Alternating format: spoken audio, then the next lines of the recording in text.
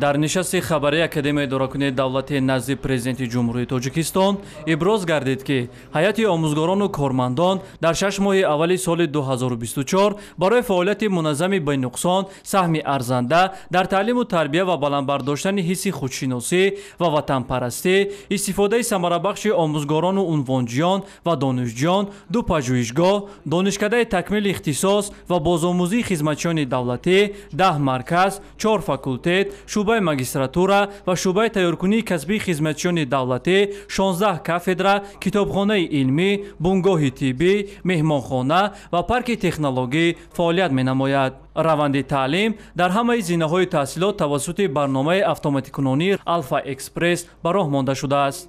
зикр гардид ки дар ин давра донишҷӯёни академия дар озмунҳои ҷумҳуриявии фуруғи субҳи доноӣ китоб аст, ин фуруғи маърифат ва дигар озмунҳои ҷумҳуриявӣ ширкат варзида сазовори ҷойҳои намоён гардиданд.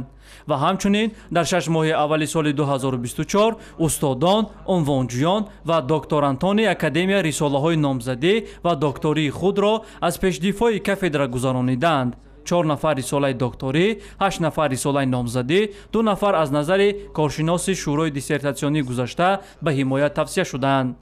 созишномаҳои ҳамкорӣ бо муассисаҳои таҳсилоти олии касбии хориҷӣ ва созмонҳои байналмилалӣ, густариши робита ва ҳамкориҳоро бо муассисаҳои таҳсилоти олии касбии хориҷи кишвар, самтҳои дигари коргузории раёсат ба шумор меравад.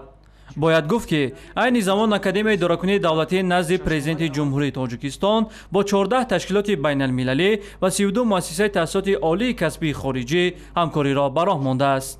муҳаммад иқболи Абдулмаҷид, Завқи Беки Зубайд, Душанбе, Хабар.